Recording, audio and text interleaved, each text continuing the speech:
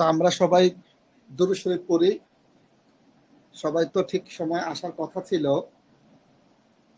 আল্লাহুম্মা সাল্লি আলা মুহাম্মাদিন ওয়া আলা আলি মুহাম্মাদ কামা সাল্লাইতা আলা ইব্রাহিমা ওয়া আলা আলি ইব্রাহিম ইন্নাকা হামিদুম মাজিদ।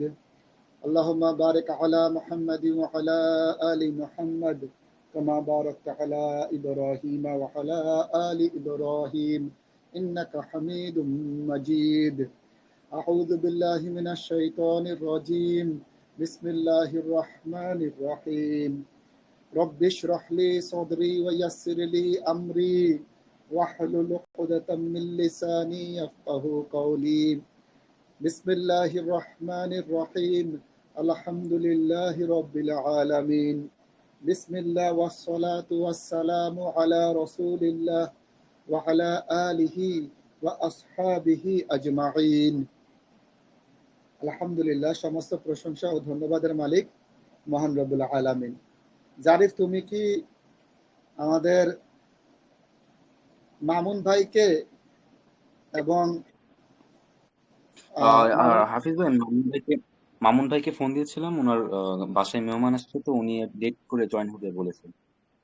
আচ্ছা, মামুন ভাই আর আরেকজন যে আছেন রাশেদ ভাইকে ফোন দিয়েছিলে? রাশেদ ভাইকেও ফোন দিয়েছিলাম, মানে রিং হচ্ছে এবং ফোন ধরতেছেন আর কি। আচ্ছা, ঠিক আছে। তো আশা করি ওনারা। আর বিলকিস আপু, আপনি মাহাদি ভাইকে ফোন দিছিলেন? হ্যাঁ, দিয়েছিলাম। মাহাদির নাই, কারেন্ট নাই। কি বলে মাহাদি ভাই, কি বলে? বাহিরে আছে, কারেন্ট চলে ওটা গেছে। তো কারেন্ট আসবে না? চলে গেছে, পরে কারেন্ট আসলে পরে আসবে। ওহো, নাহলে তো এটা তো সমস্যা। হ্যাঁ, নতুন আমাদের এখানেও কারেন্ট চলে কারেন্ট চলে গেছে, উনি গেছে। আমি এখন মোবাইল থেকে জয়েন। ইয়া করতে পারে, মানে এটা ডেটা কিনে আনতে পারে। আচ্ছা, আপনারা আরেকটু অপেক্ষা করুন, আমি তাহলে একটু ফোন দিই, দাঁড়ান।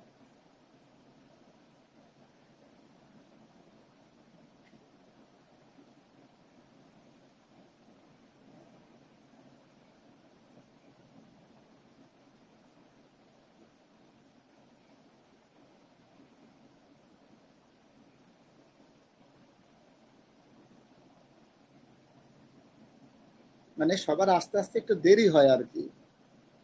আহ, আমি দেখেছি 9:35-40 বেজে যায়।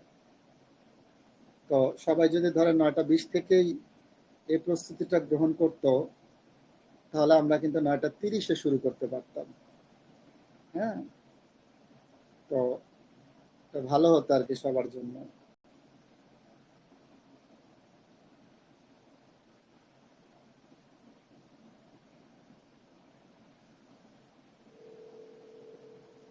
ফোন দিচ্ছি।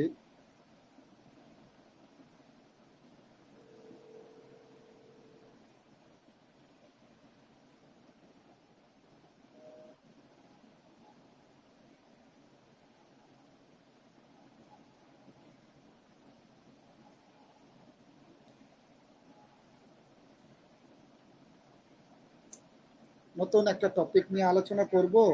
গতকালকে বলেছিলাম যে আপনারা কেউ ক্লাস মিস দিয়েন না আজকে। এটা গতকালকে বলেছিলাম যে আজকে একটা গুরুত্বপূর্ণ ক্লাস আছে।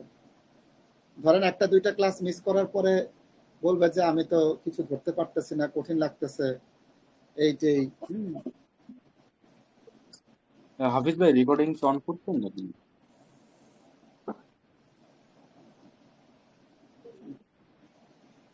হাফিজ ভাই, একটা সেকেন্ড, আমি একটু।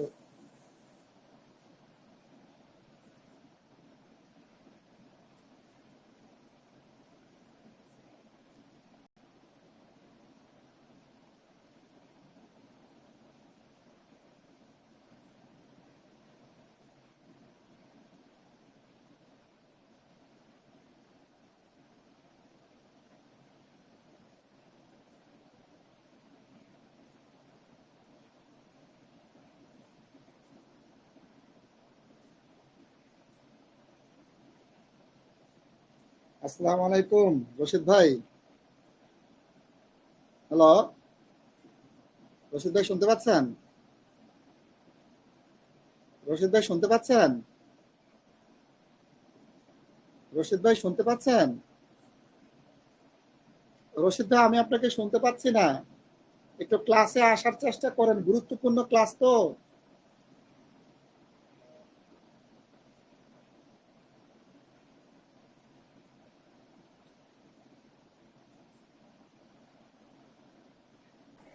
হ্যাঁ হ্যাঁ, সিটি আপু চলে এসেছে, ভালো করেছেন। কেউ একজন একটা কথা বলতে চাচ্ছিলেন, হ্যাঁ বলেন তো। হ্যাঁ হ্যাঁ বলেন, কি বলতে চাচ্ছিলেন? বিলকিস আপু কিছু বলবেন? বলছিলাম কি যে রেকর্ডিং অন করছেন আর আপনার হ্যাঁ, রেকর্ডিংটা অন রেকর্ডিংটা তো অন করেছি এখন। দাঁড়ান, মেসেজ।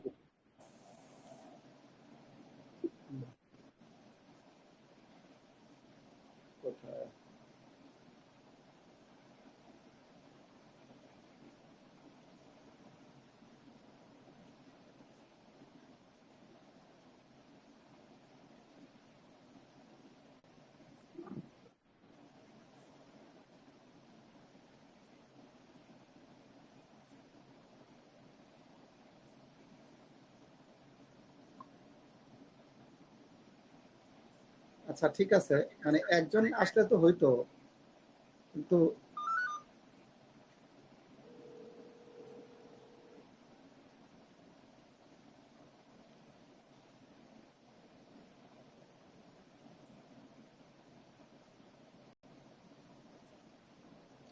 রাশেদ ভাই কি ঘুমায় গেছে নাকি কে জানে।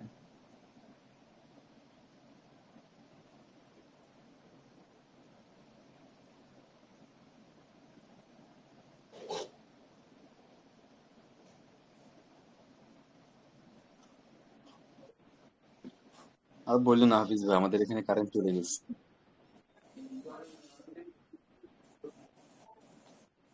হ্যাঁ, কিছু বলতে চাচ্ছ জারিফ? হ্যাঁ জারিফ বলো। বলতেছি আমাদের এখানে কারেন্ট চলে গেছে, আব্বুর ফোনে তো হটস্পট নিয়ে ফোন দিয়ে এখন চালাচ্ছে। হ্যাঁ সেটাই তো, এখন মানে আমরা কি নতুন পড়াতে যাব? এই যে আমরা পিছিয়ে যাচ্ছি আর কি।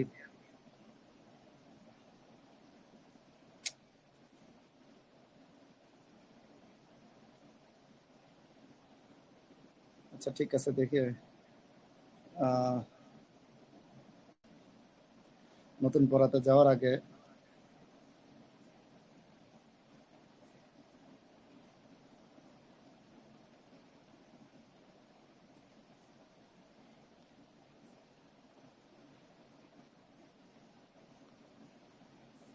নতুন পড়াতে যেতাম, খুব ইম্পর্টেন্ট একটা পড়া ছিল।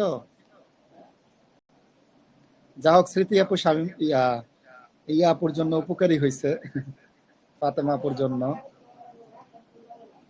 আচ্ছা, এখন তাহলে আমরা আগের কিছু পড়া একটু রিভিশন দিই।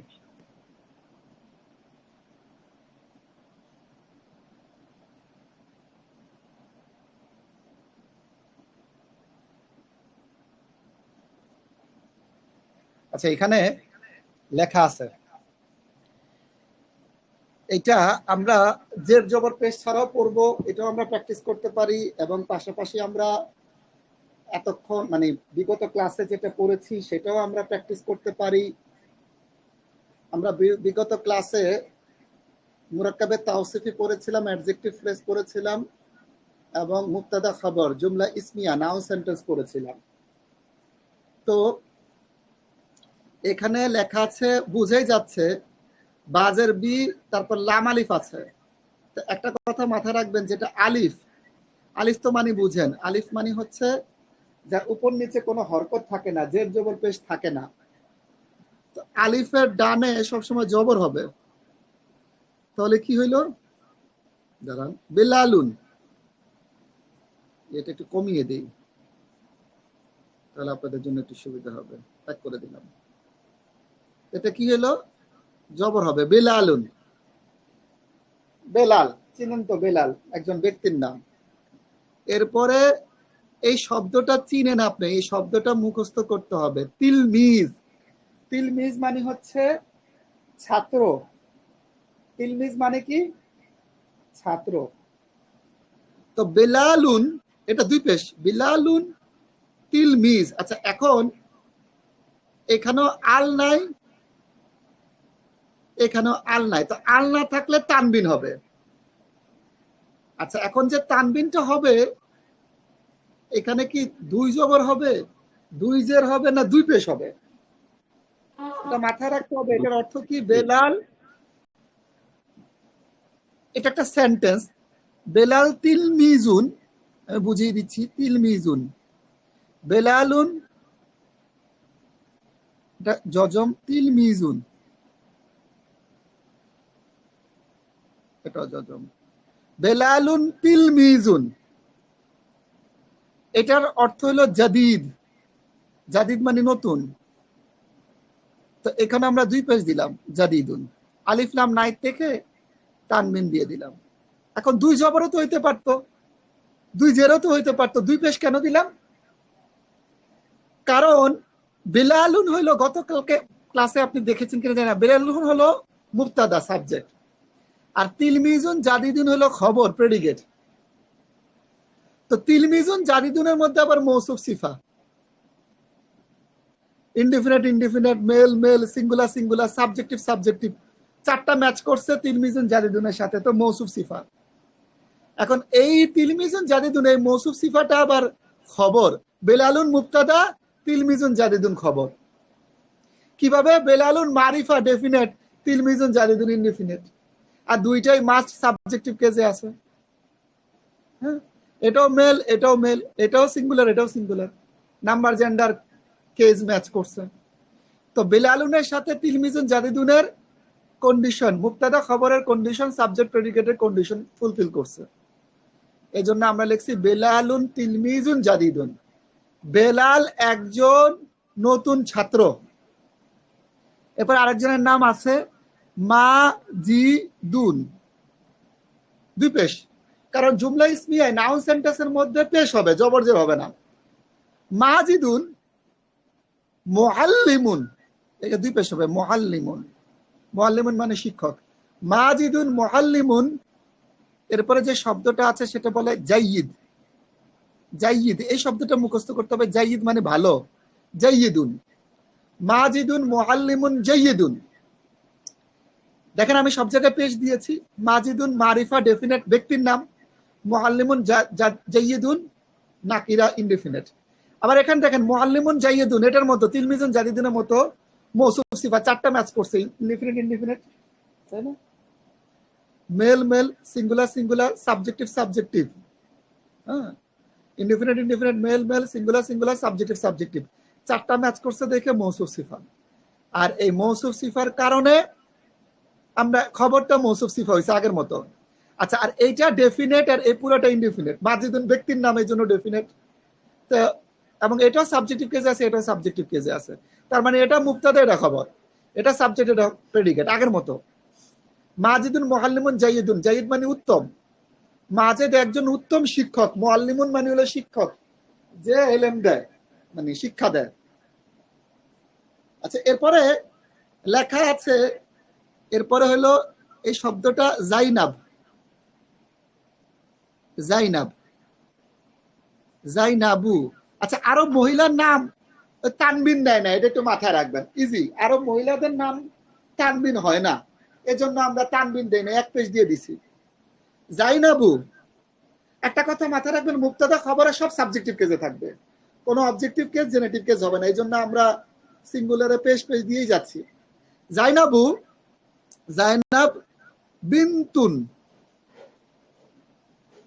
বিনতুন, বিনতুন মানে মেয়ে, সগীরাতুন, বিনতুন সগীরাতুন, জাইনাব একজন ছোট মেয়ে, জয়নাব একজন ছোট মেয়ে। এখানে দেখেন বিনতুনটা, এটা মেল না ফিমেল? জারিফ বলো, বিনতুনটা মেল না ফিমেল? জি আরেকবার বলেন হাফিজ ভাই। আমি বিনতুনটা বিনতুন, মেল এটা না ফিমেল? অবভিয়াসলি মুআন্নাস হবে, এখানে গোলতা আছে। মাশাআল্লাহ, বলতা না, শুধু তরতা, এটা বিনতুন মানে মেয়ে, ভৌতগতভাবে স্ত্রীবাচক, ফিমেল। আচ্ছা আচ্ছা, জি এটা ফিমেল, এটা গোলতা আছে female, female female, indefinite indefinite, singular singular subjective subjective, চারটা ম্যাচ করছে মৌসুফ সিফা। ডান পাশে আছে ব্যক্তি বিন্তুন মেয়ে, বাম পাশে আছে তার বৈশিষ্ট্য, মেয়েটা কেমন ছোট, মুরাক্কাবে তাওসিফি মৌসুফ সিফা, চারটা ম্যাচ করছে। আবার বলো জারিফ, জাইনাব এটা কি মারিফা না নাকিরা, ডেফিনেট ইনডিফিনিট? জাইনাব এটা এটা মারিফা হবে, কারণ এটা নির্দিষ্ট ব্যক্তির নাম করে বোঝানো হয়েছে। মাশাআল্লাহ, এটা হ্যাঁ, মারিফা হবে নির্দিষ্ট ব্যক্তির নাম। তো এটা ডেফিনেট, পরেরটা হলো ইনডিফিনিট। সব এটাও সাবজেক্টিভ কেজে আছে, এই পুরোটাও সাবজেক্টিভ কেজে আছে। তার মানে জাইনাব মুবতাদা, বিনতুন সাগিরাতুন, মৌসুফ সিফা মিলে খবর। হ্যাঁ, হয়ে গেল। জাইনাব একজন ছোট মেয়ে, হ্যাঁ জাইনাব একটি ছোট মেয়ে, একজন ছোট মেয়ে। এরপরে লেখা আছে ফারহানাতু, ফারহানাতু মেয়ের নাম, ফারহানাতু মুআল্লিমাতুন, ফারহানাতু মুআল্লিমাতুন, এখানে আমরা তানবিন দেই নাই, আরব মহিলার নাম ফারহানাতু মুআল্লিমাতুন। এরপরে জাদিদাতুন,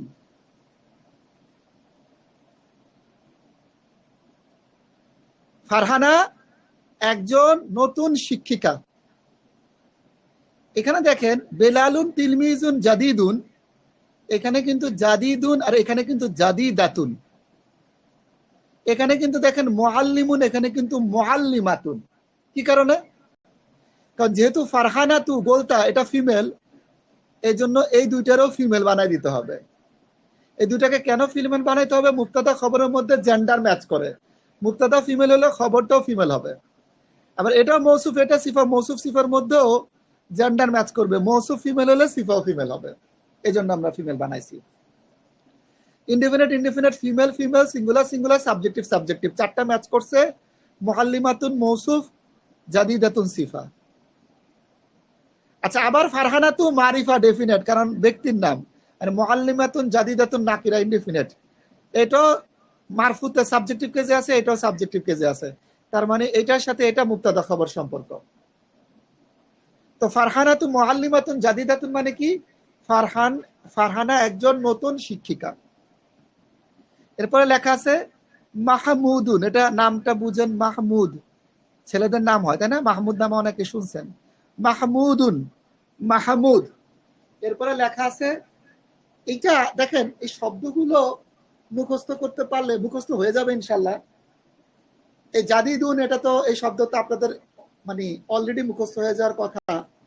মুআল্লিমুনও মুখস্থ হয়ে যাওয়ার কথা, মুআল্লিমুন মানে শিক্ষক।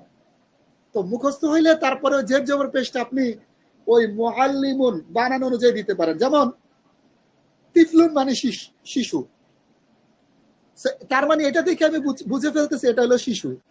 এটা আমি কি করব, এটা জজম দিয়া 2 পেজ দিয়ে দিলাম, তিফলুন, মাহমুদুন তিফলুন। এরপরে লিখলাম জামিলুন, মাহমুদুন তিফলুন জামিলুন। সব জায়গায় পেশ হবে, হ্যাঁ, কারণ মুবতাদা খবর সবই সাবজেক্টিভ কেজে থাকে। আচ্ছা, মাহমুদুন, আচ্ছা তিফলুন জামিলুন, এখানে সবের, এখানে যতগুলো উদাহরণ দেওয়া আছে উদাহরণগুলো সেম, মানে খবরটা মুরাক্কাবে তাওসিফি, বুঝছেন? তিফলুন জামিলুন, indefinite indefinite, male male, singular singular, subjective subjective, চারটা ম্যাচ করছে মুরাক্কাবে তাওসিফি, মৌসুফ সিফা। মুরাক্কাবে তাওসিফি হয়ে খবর, মাহমুদুন হলো মুবতাদা, কারণ মাহমুদুন ডেফিনেট আর তিফলুন জামিলুন হলো ইনডিফিনিট, তাই না? আর সবই সাবজেক্টিভ কেজে আছে, তার মানে মুবতাদা খবরের শর্ত ফুলফিল করছে। তো মাহমুদুন তিফলুন জামিলুন, মাহমুদ একজন সুন্দর শিশু। মাহমুদ একটি সুন্দর শিশু, একটি বা একজন, যাই হোক, মাহমুদ একজন সুন্দর শিশু। এরপরে লেখা আছে, এটি একটু আপনারা বলেন তো এই শব্দটা কি হইতে পারে? আপনারা একটু জারিফ একটু মানে গেস করো, এটা কি হইতে পারে? মুহিত ভাই তো বলতে পারবে ইনশাল্লাহ, জারিফ একটু গেস করো এটা কি হইতে পারে, এই শব্দটা কি হইতে পারে? ফাতিমাতু, ফাতিমাতু, নাতুন হবে না, আরব মহিলাদের নাম তো, আরব মহিলাদের নাম, এই জন্য এক পেশ, ফাতিমাতু। হ্যাঁ, তারপরে তিফলাতুন, মাশাআল্লাহ, ফাতেমাতু তিফলাতুন, তারপরে জাযাকুমুল্লাহ, জামিলাতুন। মাশাআল্লাহ, এই যে পারতেছো যে আমি তোমার বানান অনুযায়ী আমি জের জবর পেশ সংযোগ করে দিতেছি, বুঝছো? তুমি যেটা রিডিং পড়ছো ওই অনুযায়ী আমি জের জবর পেশ সংযোগ করে দিছি। ফাতেমাতু তিফলাতুন জামিলাতুন, ফাতেমা একজন, তিফলাতুন শিশু, জামিলাতুন সুন্দর, সুন্দর শিশু। আচ্ছা, মুহিত ভাই কিছু বলতে চাচ্ছে, মুহিত ভাই বলেন, সমস্যা নাই। না মুহিত ভাই ওই এখন বলেন, মুহিত ভাই ফাতিমাই বলতে বলতে পারবে, বলেন। যাচ্ছিলাম, হ্যাঁ, ফাতিমাই মুহিত ভাই বলতে বলেন। চাচ্ছিলাম, ফাতিমা বলতে চাচ্ছিলাম। ও আচ্ছা আচ্ছা, মাশাআল্লাহ। হ্যাঁ, মুহিত ভাই এটা বলেন। খালেদুন মাশাআল্লাহ, খালিদুন, ওয়ালাদুন তারপরে ওয়ালাদুন মুআজ্জাবুন, মুআদ্দাবুন, আদবওয়ালা, মুআদ্দাবুন তাসদিদ দিছে আর কি। মুআদ্দাবুন, মুআদ্দাবুন মানে ভালো, উত্তম। খালেদ একজন উত্তম ছেলে। এরপরে এটা স্মৃতি আপু বলেন। স্মৃতি আপু আছেন নাকি? জি ওস্তাদ, আসসালামু আলাইকুম। ওয়ালাইকুম সালাম। স্মৃতি আপু পারবেন, সাহস করে বলেন, এটা কি লেখা আছে? খাদিজাতু মাশাআল্লাহ। খাদিজাতু বিনতু খ- মু বিনতুন, বিনতুন হ্যাঁ মাশাআল্লাহ, তারপরে মুদিতুন। না না, এটা যদি মুআদ্দাবুন হয় এটা হবে মুআদ্দাবাতুন। মুআদ্দাবাতুন। জি ওস্তাদ। হুম। খাদিজাতু বিনতুন মুআদ্দাবাতুন, মুআদ্দাবাতুন, এটা কি এর আগের লেখা আছে মনে হয়, মুআদ্দাবাতুন শব্দের অর্থটা দেখাই আছে নাকি, দাঁড়ান। এই যে মুআদ্দাবাতুন, দেখছেন, ভদ্র সভ্য, মুআদ্দাবাতুন মানে মুআদ্দাবুন মুআদ্দাবাতুন। তো এখানে কি বলা হয়েছে? খাদিজার খাদিজাতু সাথে মিল বিনতুন, রাখার জন্য এটা হ্যাঁ সেটা আপনি মুয়ান্নাস বলেন, করে দেওয়া হয়েছে না? হ্যাঁ বলেন। বললাম যে এটা খাদিজার সাথে মিল রাখার জন্য মুআদ্দাবাতুন করে মানে মুয়ান্নাস করে দেওয়া হ্যাঁ হয়েছে। হ্যাঁ, মানে বিনতুন তো ভৌতগতভাবে ফিমেল, তো মৌসুফ সিফাত এটার সাথে মিলার জন্য গোলতা দিয়ে দিছে, আবার এইটার সাথে মিলার জন্য বিনতুন ব্যবহার হয়েছে, এটা হলো বিষয়। তো খাদিজা একজন ভদ্র মেয়ে। প্রশ্নবোধক ইয়া তো ভাইয়েরা শিখে নাই, এজন্য আচ্ছা, আমি এখানে বেছে বেছে ইয়ে করব। আচ্ছা, এটা যদিও এগুলো দেওয়া আছে, দেখি আরো। আচ্ছা, ওই পেজটা একটু ছবি তুলে নাও, ছবি তুলে নাও। এই জারিফ, এই পেজটা ছবি তুলো। তুলছি স্যার। আমি ঢুকতেছি। ও, তুলেছেন। ছবি তুলে নাও। একটা সেকেন্ড, আমি কম্পিউটারতে জয়েন করছি, ধরেন আমি আবার মোবাইল থেকে জয়েন। স্যার আমি আগেই তুলছি। আজকে অনেকে মিস করেছে, এজন্য আমরা আমাদের নতুন পড়াটা পড়তে পারি নাই। আমি জয়েন যদি স্ক্রিনশটটা রাশেদ নিন, ভাই দাঁড়ান। ঠিক সময় চলে আসে তাহলে আমরা চলে যাব আমাদের আজকের নতুন পড়াতে। স্ক্রিন, আচ্ছা স্ক্রিনশটটা ইয়া আপু নেন, ইন্তেজার আপু নেন, ওর স্ক্রিনশট নিতে টাইম লাগবে। আমি অনেক আগে স্যার, আমি আপনার দুইবার মাশাআল্লাহ, বলছি ভালো আমি। করছেন। আচ্ছা আচ্ছা, ভালো করছেন, আপনি দিয়ে দেন গ্রুপে। আচ্ছা,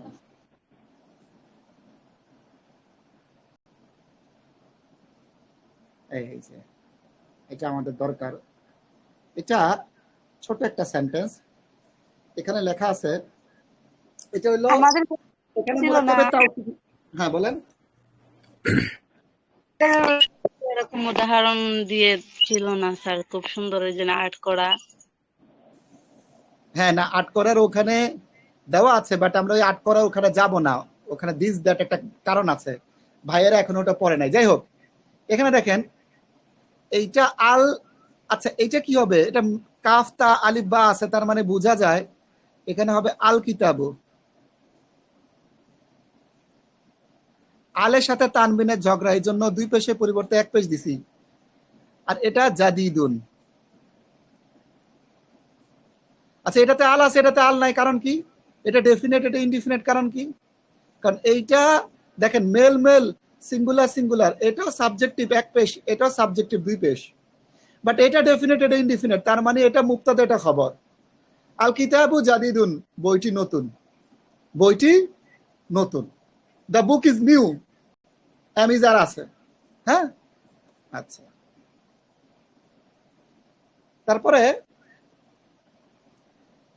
আমরা যেটা করব সেটা হচ্ছে, আচ্ছা আমরা এই এক্সাম্পলটা দেখার পরে আমরা নতুন পড়াতে চলে যাবো ইনশাআল্লাহ। একটু হাফিজ ভাই, মাহাদি ভাই চলে আসছে। হ্যাঁ বলেন। মুক্তাদা খবর এই মানে জিনিসটা কি? এটা সাবজেক্ট প্রেডিকেট সেন্টেন্স। ও ও মুক্তাদা ও খবর হলো ও হ্যাঁ সাবজেক্ট প্রেডিকেট, মাঝখানে অ্যামিজার আসে। ও আচ্ছা আচ্ছা। এরপরে আল কিতাবু, আল কিতাবু কবিরুন, মুক্তাদা খবর ডেফিনেট ইনডেফিনিট, বইটি বড়। আল কিতাবু জামিলুন, মুক্তাদা খবর বইটি সুন্দর। আচ্ছা যা হোক, যেহেতু সবাই চলে আসছে, আমরা আমাদের আজকের ইয়ের পড়াটা চলে যাই।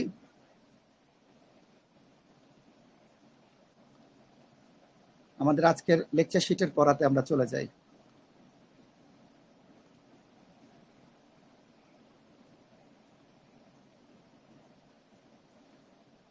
আচ্ছা, আজকে আমরা নতুন টপিক পড়ব।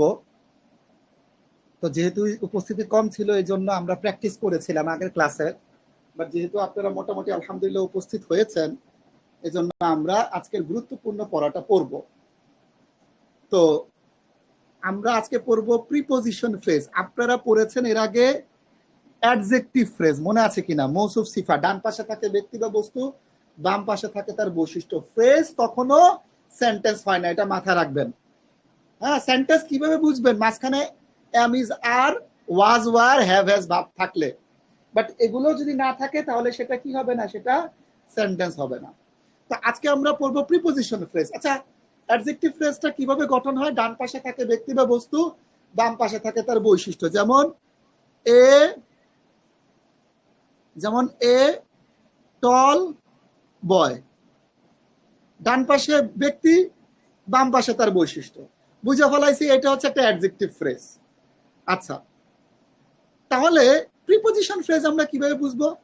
ফ্রেজ হইতে গেলে, মুরাক্কাব হইতে গেলে একের অধিক শব্দ লাগবে, এটা আরেকটা পয়েন্ট, এটা মাথায় রাখবেন। মুরাক্কাব হইতে গেলে একাধিক শব্দ লাগবে, একাধিক শব্দের সমন্বয় মুরাক্কাব গঠিত। আচ্ছা, তো প্রিপজিশন ফ্রেজ হইতে গেলে, আচ্ছা প্রিপজিশন ফ্রেজের আরবি হচ্ছে মুরাক্কাবে জারি, মুরাক্কাবে জারি, এই নামটা মুখস্থ রাখতে হবে, মুরাক্কাবে জারি। হ্যাঁ, মুরাক্কাব মানে ফ্রেজ, জারি মানে প্রিপজিশন। মুরাক্কাবে জারি প্রিপজিশন ফ্রেজের আরবি। আচ্ছা, তো প্রিপজিশন ফ্রেজটা চিনবো কিভাবে? আগে তো আমাকে বাংলার মাধ্যমে, ইংরেজির মাধ্যমে আগে চিনতে হবে। একটা কথা মাথায় রাখবেন, আগে বাংলা বুঝবেন, বাংলা চিনবেন, ইংরেজি চিনবেন, তারপরে আরবিটা চিনবেন। শুরুতে হুট করে আরবির দিকে যাবেন না। হ্যাঁ, কারণ আপনি বাংলা ইংলিশ না চিনলে আপনি আরবি কি বুঝবেন? আপনি তো বাংলা ইংরেজি বুঝতেছেন না, পয়েন্টটা বুঝেন নাই? এই জন্য এটা একটু মাথায় রাখবেন।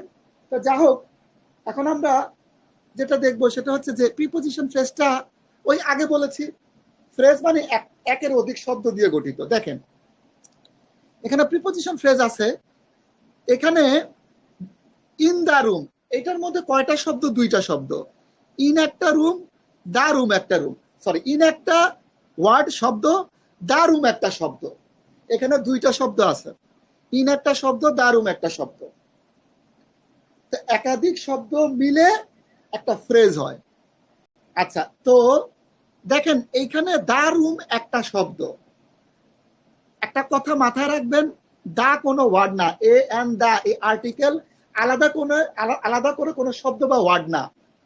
তো দা রুম একটা শব্দ, ইন একটা শব্দ, এখানে দুইটা শব্দ। তো এইটা একটা প্রিপজিশন। এইটা যে একটা প্রিপজিশন বুঝলাম কিভাবে? প্রশ্ন আসতে পারে। এটা যে প্রিপজিশন, এটা বুঝেছি, ডান পাশে থাকবে হচ্ছে একটা নাউন, একটা ইসম বা নাউন, আর বাম পাশে থাকবে হলো একটা প্রিপজিশন। মানে একটা প্রিপজিশন আর নাউন, প্রিপজিশন আর নাউন মিলে প্রিপজিশন ফ্রেজ হয়। সিম্পল, ঠিক আছে? প্রিপজিশন এবং নাউন মিলে একটা প্রিপজিশন ফ্রেজ হয়, যেটা আরবিতে বলা হয় মুরাক্কাবে জারি। এখানেও দেখেন, টু একটা ওয়ার্ড, দা মার্কেট একটা ওয়ার্ড। টু হলো প্রিপজিশন,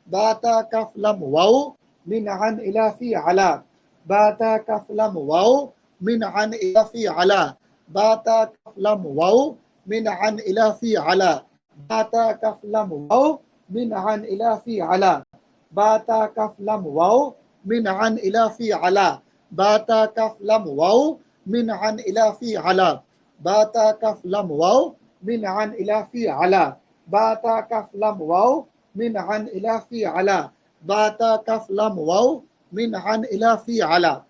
তা আশা করি মুখস্থ হয়েছে। তা আমরা একটু উদাহরণ দেখাবো। বা আমরা প্রথমটা পড়েছি বা, বা এর অর্থ হলো উইথ বা ইন। এখন এই যে বা যে পড়ছিলাম, প্রথম পড়ছিলাম বা, এখন বা এর উপর নিচে আমরা কোন হরকত দেব? একটা তো হরকত দিতে হবে, যার অর্থ হলো ইন অথবা উইথ। তো বা এর নিচে আমরা জেড দেব, এটা মাথা রাখবেন। বা এর নিচে কি দেব? জেড দেব। আচ্ছা, এখন তো বা এর নিচে উইথ দ্য পেন, তো আরবি লেখা বাম পাশ ডান পাশ থেকে শুরু হয় বাম পাশে শেষ হয়, ইংরেজি লেখা বাম পাশ থেকে শুরু হয়ে ডান পাশে শেষ হয়। এই জন্য এটাকে উল্টিয়ে লিখেছে, উইথ এ পাশে লিখেছে, দ্য পেন ওই পাশে লিখেছে। বুঝতে পেরেছেন? হ্যাঁ, আচ্ছা, এখন উইথ, তো বাজের বি লিখেছি, আল কলাম লেখা আছে। আচ্ছা, এইখানে একটা বিষয় মাথায় রাখবেন, সেটা হইলো প্রিপোজিশনের পরে শব্দটা একটা নাউন হবে, এটা তো আপনারা জেনেছেন। আর নাউনের একটা কেস থাকে, সাবজেক্টিভ, অবজেক্টিভ, জেনেটিভ। খুব খেয়াল করবেন, এটা জেহানের মধ্যে রাখা দিবেন, একদম স্টোর করে রাখবেন। প্রিপোজিশনের পরে শব্দটা, জারের পরে শব্দটা জেনেটিভ কেজে থাকবে সব সময়, মাস্ট। জারের পরে শব্দটা অবজেক্টিভ কেজে থাকা যাবে না, সাবজেক্টিভ কেজে থাকা যাবে না। অবজেক্টিভ কেজ অথবা সাবজেক্টিভ কেজে থাকলে ভুল হবে। জারের পরে শব্দ, প্রিপোজিশনের পরে শব্দটা অবশ্যই অবশ্যই মাস্ট জেনেটিভ কেজে থাকতে হবে। তাহলে জেনেটিভ কেসটা কি? বাজের বি আছে কলাম, কলামু সাবজেক্টিভ, আল কলামু, আল থাকলে তানবিন হয় না। আল কলামু সাবজেক্টিভ, আল কলামা অবজেক্টিভ, আল কলামি জেনেটিভ।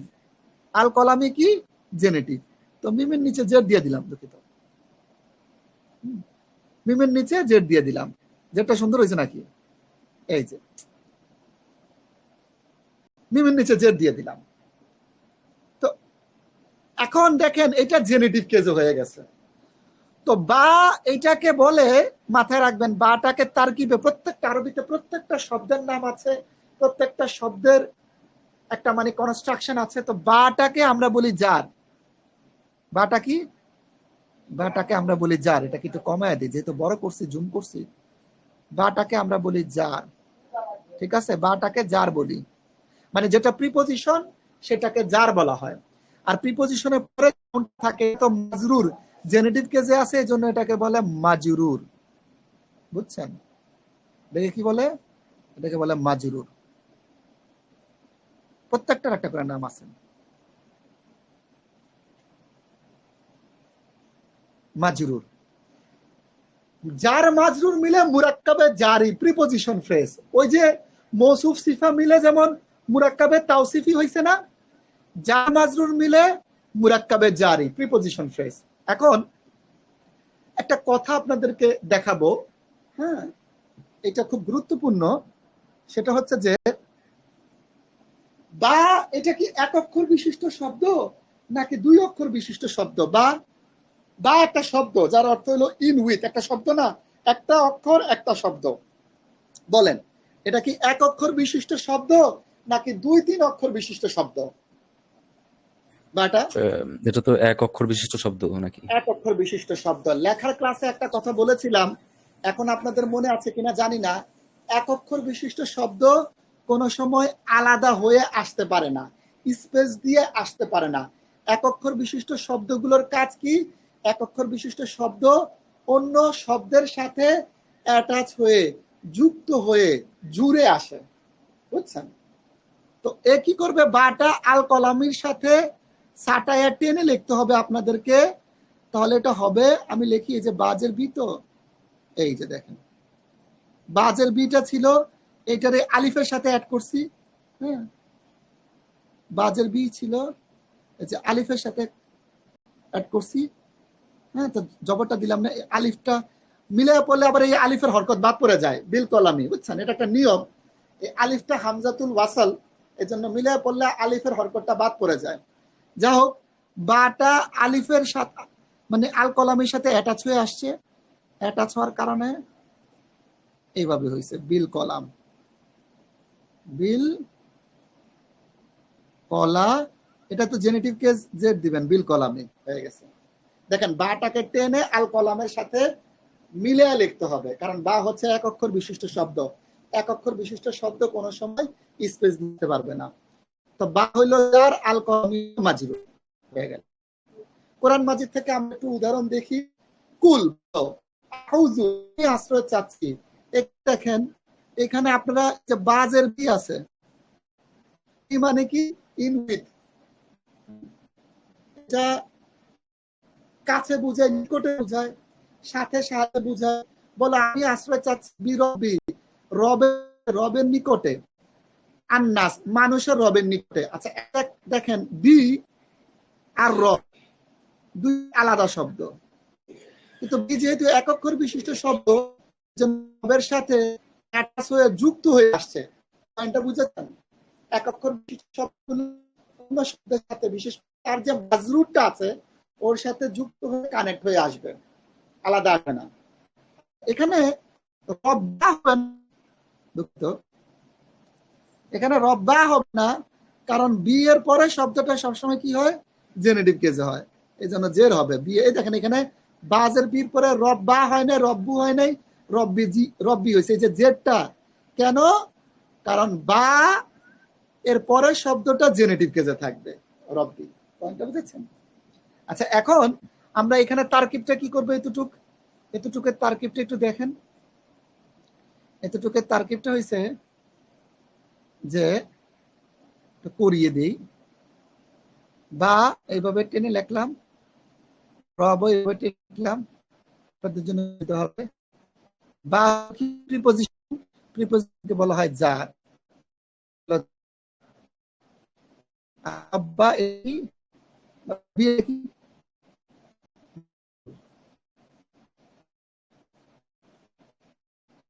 আর মাঝে হলো মুরকাব যা। আচ্ছা আচ্ছা, এটা লিখে দিল আটা যার মাজুর, মানে এটা উদাহরণ দেখানো, বুঝছেন? আপনি তাই না? হ্যাঁ বিল কলাম জেনেটিভ কেস আছে, দিয়ে দিবেন বিল কলাম, এই যে বাটা। আচ্ছা দেখো নাও, তা বা তা, তার মানে হলো কসম শপথে আসে, হ্যাঁ, কসম শপথকে আমরা প্রিপোজিশন দিচ্ছি, যা তাটা, তো তার উপর নিচে কি অক্ষর হবে, জবর দিয়ে আসবে, তাটা তো লেখা আছে তা, তো জবর দিয়ে আসছে। তো তা যদি এটা যদি প্রিপোজিশন হয়, এটা যদি যার হয়, ওকে ফাইন, তাহলে তারপরে নাউনটা থাকবে, আল্লাহ শব্দটি একটি নাউন, তো অবশ্যই অবশ্যই আল্লাহ শব্দটি জেনেটিভ কেসে থাকবে, এজন্য শেষ জের দিলাম। কি হলো, তাল্লাহি, তো এটা যারের পরে যে নাউনটা থাকবে সেটা মাজরুর।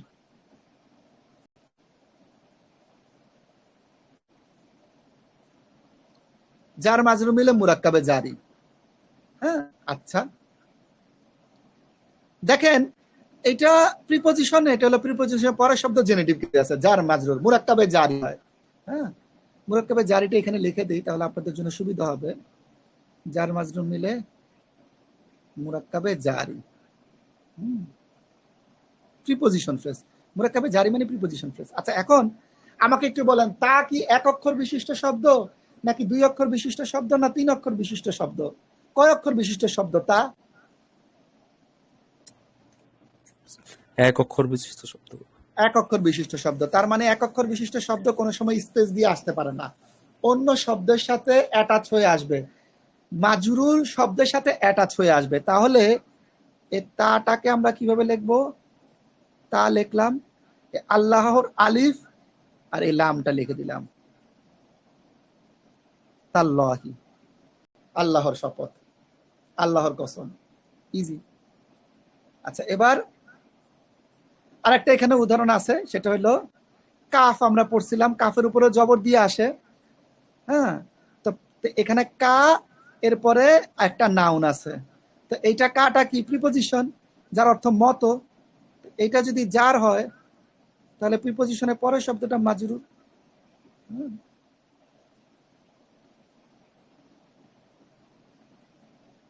আচ্ছা, কা কি এক অক্ষর বিশিষ্ট শব্দ না 2 অক্ষর বিশিষ্ট শব্দ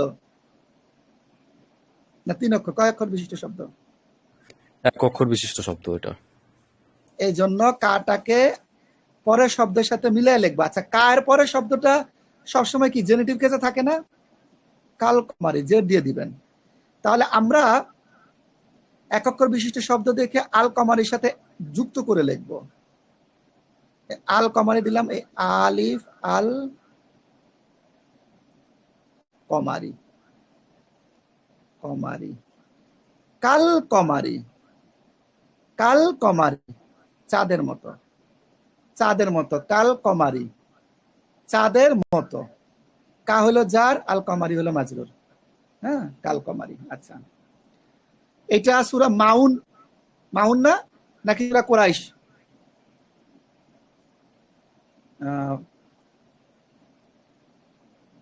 এটা এটা মনে হয় সূরা, দাঁড়ান, সূরা 3। না সূরা 3 না, সূরা ফিল হতে পারে, দাঁড়ান। হ্যাঁ হ্যাঁ, সূরা ফিল, এটা সূরা ফিল, এটা সূরা ফিল। মানে তাদেরকে ওই ফিল হাতিওয়ালারা দখল করতে গেছে কাবা শরীফ, ফাজআলাহুম, তিনি তাদেরকে বানিয়ে দিলেন, মানে যারা হাতি হস্তি বাহিনী ছিল তাদেরকে বানিয়ে দিলেন কাসফিম মাকুল। মাকুল মানে হলো ভক্ষিত, যেটা খাওয়া হয়েছে আর কি। কাসফিম, আসফিন মানে হলো ভুসি, ভক্ষিত ভুসির মতো। হ্যাঁ, মানে ভক্ষিত ভুসির মতো বানায় দিছে। আল্লাহু আকবার। দেখেন, মানে আমরা সূরা মুখস্থ আছে, কিন্তু এটা কোরাইশ না ইয়ে পরে, ও না এটা তো সূরা ফিল, তাই না? আচ্ছা, তো মাঝে মাঝে সিলে জিনিসগুলো অনেকেরই ভুল হইতে পারে। তো যা হোক, ফাজা আলাহুম কাসফিম মাকুল। আচ্ছা, এখন এখানে মিমের উপর তাসদিদ হবে। যা হোক, এখন একটা জিনিস দেখেন, আপনাদের দেখাই। আচ্ছা আগে সিম্পল জিনিসটা একটু বুঝাই। কা মানে মতো, এটাও এক অক্ষর বিশিষ্ট শব্দ, এটা যার। আর আসফিন মানে হলো ভুসি, বুঝছেন? সরি, আসফিন, আসফিন মানে ভুসি। তো আইনটা ওই কাফের সাথে মিলে লিখলে এভাবে লেখা আর কি। আচ্ছা, আসফিন মানে ভুসি, তো কাটা এক অক্ষর বিশিষ্ট শব্দ দেখে আসফিনের সাথে মিলে লিখছে, এক অক্ষর বিশিষ্ট শব্দ স্পেস দিয়ে আসে না। আচ্ছা, এখন তো তার মানে কাটা কি নরমালি কা কি যার। আর আসফিন দেখেন জেনেটিভ কেজে আছে, 2 জের, তো প্রিপজিশনের পরের শব্দটা কি মাজরুর। আসফিন কি, আসফিনটা কি কা যার হইলে আসফিনটা হইলো মাজরুর, তাই না? কা যার, আসফিন মাজরুর, যার মাজরুর মুরাক্কাবে জারি। আচ্ছা, এখানে আরেকটা বিষয় একটু মাথায় রাখতে হবে, সেটা হইলো যে এটা ছবি তুলে নেন, সহজের জন্য ছবি তুলে নেন। ছবি তুলেছেন?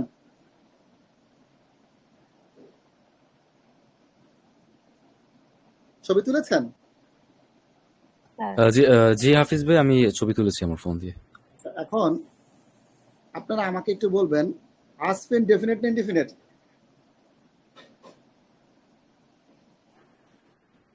বলেন। ডেফিনেট। ইনডেফিনেট। আর মাকুল নাকি র? ডেফিনেট। দ্রুত বলেন, এটাও মেল, এটাও মেল, এটাও সিঙ্গুলার, এটাও সিঙ্গুলার। এটা 2 জের আছে জেনেটিভ, এখানে 2 জের আছে জেনেটিভ। তো আসফিন আর মাকুলিন 4টা ম্যাচ করছে না, নাম্বার জেন্ডার কেজ আর্টিকেল। চারটা ম্যাচ করছে কিনা? হ্যাঁ, চারটাই সেম ম্যাচ করছে। চারটা ম্যাচ করলে কি হয়? মৌসুফ সিফা হয়। তো আসফিন হইলো মৌসুফ, আসফিন কি মৌসুফ, এটা হইলো আসফিন হইলো মৌসুফ, এটা মৌসুফ, আর এটা সিফা। আচ্ছা, ওই সূত্র আমরা মিলাইতে পারবো। আসফিন মানে ভুসি, বস্তু, আর মাকুলুন মানে ভক্ষিত। ভুসিটার বৈশিষ্ট্য কেমন, ভুসিটা কেমন ভক্ষিত, তো ওই সেন্সেও কিন্তু মৌসুফ সিফা হয়। তো এটা হলো মাউসুফ,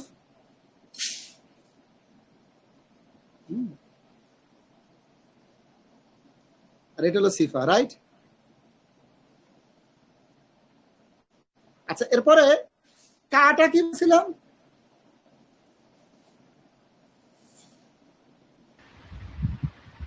জার ছিল। তা হইলো জার। তো কা জার, আর তারপরে যে আসবেন জেনেটিভ কে যে আছে, হ্যাঁ, এটা কি? আচ্ছা, এটা মাজরুর। দাঁড়ান, এটা মাজরুর। এটাকে একটু ছোট করে, হ্যাঁ, তো এটা জার,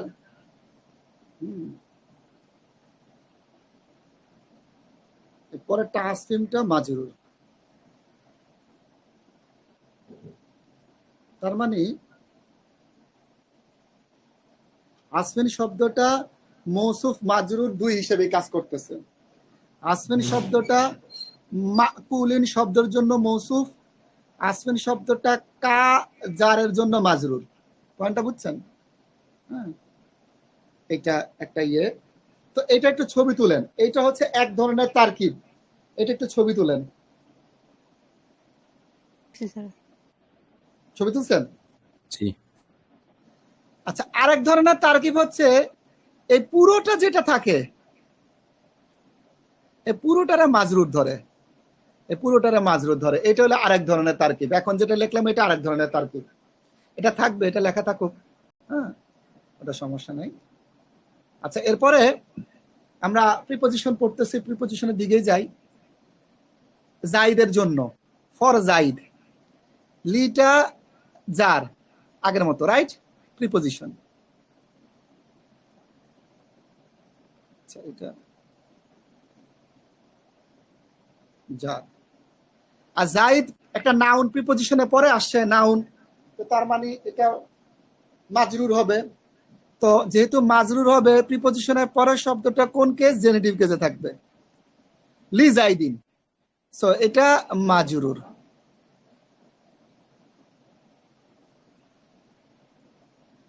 জার মাজরুর কি? মুরাক্কাবে জারি। তো লাম কি এক অক্ষর বিশিষ্ট শব্দ নাকি দুই অক্ষর, তিন অক্ষর, চার অক্ষর বিশিষ্ট শব্দ? কি লিটা কি? 2 অক্ষর বিশিষ্ট না? হ্যাঁ, লামজেল্লি কিভাবে 2 অক্ষর বিশিষ্ট? লামজেল্লি 2টা অক্ষর পাইছেন কোথায় আপু? তো যে তো হরকত, এটা তো অক্ষর না। লামের মধ্যে কয়টা অক্ষর আপু? একটা। একটা, মাশাআল্লাহ। তো লাম এক অক্ষর বিশিষ্ট শব্দ। তো এক অক্ষর বিশিষ্ট শব্দ কি স্পেস দিয়ে আসবে, আলাদা আসবে? না, আসতে পারে না, এটা নিয়ম নাই। তো এক অক্ষর বিশিষ্ট শব্দ অন্য শব্দের সাথে যুক্ত হয়ে আসবে। এই জন্য লামটারের টাইনা নিয়া লি জাই দিন এভাবে লিখছেন, লি জাই দিন, জাইদের জন্য। হ্যাঁ, লি হলো জার আর জাইদিন হলো মাজরুর। সূরা কাউসার, আউযু বিল্লাহি মিনাশ শাইতানির রাজিম, বিসমিল্লাহির রহমানির রহিম। ইন্না আ'তাইনাকাল কাউসার ফাসাল্লি লিরাব্বিকা ওয়ানহার। তো এখানে লি রব্বিকা, রব্বিকা মানে তোমার রব। তা আমরা একটু দেখি, দেখেন, লি জন্য, রব। তো দেখেন লি এর পরের শব্দটা জেনেটিভ কেসে থাকে, এই জন্য এক জার। এই দেখেন রব্বি, বায়ের নিচে এক জার, দেখছেন? কায়ের অর্থ আলাদা, কা মানে তোমার, এটাও এক অক্ষর বিশিষ্ট শব্দ, তোমার। এই জন্য এটারও এটার পাশে লেখছে। কা শব্দের অর্থ হলো তোমার, এটাও এগুলোর সম্পর্কে প্রমাণ সম্পর্কে তো এখন আমরা পড়তেছি না, পরে পড়বেন আপনারা। এটাও তোমার এক অক্ষর বিশিষ্ট শব্দ, তো এটা বলে আমি একা আসতে পারি না, এটা কি অবস্থা, এটারও টাইম মানে নেই, এটার সাথে মানে রেখে দিচ্ছে। মানে এক অক্ষর বিশিষ্ট থাকলে মানে ওটা যুক্ত হবেই। হ্যাঁ হ্যাঁ, যুক্ত হবে, ওটা আলাদা হয়ে লিখতে পারে না, মানে আসতে পারে না। হ্যাঁ এমনকি ওয়াও যার অর্থ এবং, ওইটাও অন্য শব্দের সাথে যুক্ত হয়ে আসে, এটা অনেকে বুঝে না। ইয়াকা নাবুদু ওয়া ইয়াকা নাস্তাইন, অনেকে মনে করে স্পেস দিয়ে লিখতে হবে, না, নো স্পেস। ইয়াকা নাবুদু ওয়া ইয়া, ওয়া এর পরে কোনো স্পেস থাকবে না, কারণ ওয়াওটাও এক অক্ষর বিশিষ্ট শব্দ। তো যা হোক, লিটা রবের সাথে একসাথে মিলে লেখছে। দেখেন রবের নিচে জের, বায়ের নিচে জের, কা তো আর একটা শব্দ, রবের নিচে জের কেন? কারণ রব শব্দটা জেনেটিভ কেজে আছে, লামের পরে শব্দটা জেনেটিভ কেজে থাকবে। আচ্ছা, নাও এখন আমরা যে জিনিসটা করব সেটা হইলো যে, এবং লিটা এক অক্ষর বিশিষ্ট শব্দ থেকে রবের সাথে যুক্ত হয়ে আসছে, তাই না? ওইটা দেখছেন। আচ্ছা, এখন আমরা তারকিব করি। তারকিব হলো লি কি যা, রব, সরি, আর রব কি, রব হলো মাজরুর, লিখে দিই। লি হলো জার, আর রব হলো মাজরুর। শুনেন, একটা কথা বলি, এখানে যারা আছেন আপনারা যদি রেগুলার ক্লাস করেন, আপনারা অবশ্যই অবশ্যই অবশ্যই কোরআন মাজিদের ব্যাকরণ বুঝবেন ইনশাল্লাহ, অবশ্যই অবশ্যই। কিন্তু ক্লাস না করলে সমস্যা, ক্লাস করতে হবে। ফাসল্লি লি রব্বিকা, আপনি নামাজ পড়েন। আচ্ছা, এখানে লিটা জন্য অর্থে আসে নাই, হ্যাঁ, মানে আপনি আপনার রবের জন্য নামাজ পড়েন। হ্যাঁ, যা প্রথম আয়াতটা কি ছিল? নিশ্চয়ই আমি আপনাকে কাউসার দান করেছি, সুতরাং আপনি আপনার রবের জন্য নামাজ পড়েন। না, রবের জন্য হবে না। লাম প্রিপোজিশনের অনেকগুলো মিনিং থাকে, একটা প্রিপোজিশনে দেখবেন অনেকগুলো মিনিং থাকে। এখানে লামের অর্থ জন্য হবে না, কারণ আল্লাহর কোনো কিছু প্রয়োজন নাই। আল্লাহর জন্য মানে কি? আল্লাহ তো ইবাদতের প্রয়োজন নাই। হ্যাঁ, যেমন ধরেন এই মোবাইলটা আমার জন্য দরকার, কারণ এই মোবাইল দিয়ে আমি ক্লাস করাবো। কলমটা আমার জন্য দরকার, কারণ কলম দিয়ে লিখবো। তা আল্লাহর ক্ষেত্রে লামটা অনেক ক্ষেত্রে মালিকানা অর্থে আসে। যেমন আলহামদুলিল্লাহ, অনেকে অনুবাদ করেন সমস্ত প্রশংসা আল্লাহর জন্য, বাংলাতে অনুবাদ করে সবাই, কিন্তু ইংলিশ অধিকাংশ ট্রান্সলেশনের জন্য শব্দটা দেখবেন না। All praise and credit is for Allah, ফরটা দেখবেন না, ইংলিশ অনুবাদকারীটা করে নাই, বাঙালিরা করছে। ইংরেজিতে দেখবেন belongs to and due to দিয়ে অনুবাদ করছে। বিলংস টু, ডিউ টু দুইটাই মালিকানা বোঝায়, মানে সমস্ত প্রশংসার মালিক আল্লাহ। আলহামদুলিল্লাহ শব্দের অর্থ, বুঝছেন? জন্য শব্দটা পারফেক্ট না। হ্যাঁ, কিসের জন্য? লাভের জন্য, লসের জন্য না, মানে আল্লাহ মালিক, এখানে মালিকানা বোঝায়। আর এখানে নামটা উদ্দেশ্য, মানে আপনি আপনার রবের উদ্দেশ্যে নামাজ পড়েন। অনুবাদ করছে অনেকে, জন্য অনেক সময় মালিকানাই বোঝায় না, জন্যের মধ্যে স্লাইটলি একটা পার্থক্য আছে। হ্যাঁ, ধরেন আমার পিতা আমার জন্য 3 কাঠা জমি রেখে মারা গেছে, হ্যাঁ, তার মানে কি? তার মানে হলো ওটা আমার মালিকানায় রেখে মারা গেছে, জন্য না, কিন্তু এইটার সাথে তো ওই মিনিংটা আছে যে আপনার নিডটা আছে, আপনার জন্য, মানে আপনার লাভের জন্য, লসের জন্য, আপনি ভবিষ্যতে এটা দিয়ে কোনো কিছু খাবেন, আপনার জন্য এটা রেখে গেছে। ওই মিনিংও আছে, কিন্তু হ্যাঁ, ওই মিনিংও আছে। এই জন্যই, হ্যাঁ, এই জন্যই ওই ইয়েরা আপনার লামের অর্থটা সূরা ইয়ের মধ্যে, সূরা ফাতিহার মধ্যে লামের অর্থটা জন্য দিয়ে করে নাই আর কি। জন্যের আরো অর্থ আছে। জন্যের আরেকটা অর্থ হলো তার কারণে, অর্থাৎ সে আমাকে প্রোভাইড করছে। যেমন আপনার জন্য আমি ঢাকা শহরে টিকে আছি, তাহলে কোথায় উড়ে চলে যেতাম? হ্যাঁ হ্যাঁ, আসলে আপনার কারণে আমি, হ্যাঁ ফেভারে আমি টিকে আছি, এটাও জন্যের একটা অর্থ। হ্যাঁ, জন্যের একটা ব্যবহার, ঠিক বলেছেন। জন্য বাংলা শব্দেরও অর্থ একাধিক রকম হয়, আমরা ব্যবহারও করি নিত্যদিনের কথাবার্তায়। খেয়াল করলে বোঝা যায় যে জন্য মানে লি অর্থ জন্য করা খুব একটা সমস্যাজনক না, জন্যের ওই অর্থগুলোও আছে, বুঝলেই হইল না। ওইটা, হ্যাঁ, ওইটা আছে, ঠিক আছে, কিন্তু মিক্সিং আছে তো, মানে ধরেন কারণও হইলো, যেমন মানে ধরেন মানে আমি মানে রবের কারণে আপনি নামাজ পড়েন, ঠিক আছে? না এটা তো কার একটা কনটেক্সট বলবে, যেটা যদি রবের জন্য রবের পেছনে আসে তাহলে তার অর্থ হবে একরকম, আর এটা যদি অন্য কারো পিছে আসে তাহলে তার অর্থ হবে হ্যাঁ, এই তো মাশাআল্লাহ। কনটেক্সট তো সেটা তার মানে বুঝতে ওই হবে। কনটেক্সট অনুযায়ী মুফাসসিরগণ বলেছেন যে আলহামদুল মধ্যে লিল্লাহর মধ্যে লামটা মালিকানা অর্থে আসবে, এমনকি ইন্না লিল্লাহি ওখানে ওনারা মালিকানা অর্থে এনেছেন, আর এইখানে ওনারা উদ্দেশ্য অর্থে এনেছেন, যেটা আপনি বলেছেন যে এক এক সময় এক এক অর্থে। তবে বেটার, আমি তো ওটাই বলেছি যে জন্য দিয়ে অনুবাদ অনেকে করে, বাট বেটার অনুবাদটা হচ্ছে মালিকানা অর্থে করা, যেটা ইংলিশে বলা হয় all praise and credit belongs to অথবা ডিউ টু। আপনি ইংরেজির মধ্যে একটা ওয়েবসাইট আছে islam.com, আপনি ইসলাম অ্যাকাউন্টে মনে হয় 23টার মতো ট্রান্সলেশন আছে। এর মধ্যে দেখবেন, আমার কাছে মনে হয় না, হয়তোবা 2-1জনকে দেখবেন ফর দিয়ে করছে, আর বাকি 21 অথবা 22 অনুবাদকারী বিলংস টু মালিকানা ওই অর্থে করছে আর কি, ডিউ টু। যা হোক, তো এখন ইংলিশে শব্দ বেশি, ওরা শব্দ নিয়ে খেলতে পারে, বাংলায় শব্দ একটু কম, আমরা এক শব্দই কনটেক্সট অনুযায়ী বুঝে যাই।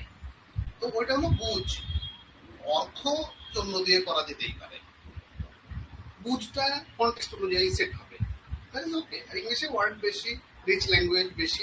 না মানে এটা হয়েছে কি মুহিত ভাই, আমি বলি পয়েন্টটা হলো কি, ধরেন আপনি যদি ধরেন জন্য অর্থে নেন, তর্কের খাতিরে মেনে নিলাম আপনার কথা, জন্য শব্দটা কারণ অর্থে আসে, মালিকানা অর্থে আসে, আবার জন্য শব্দটা নির অর্থ আসে, মানে অনেক রকম অর্থে আসে, ধরেন তর্কের খাতিরে মেনে নিলাম আপনার কথা।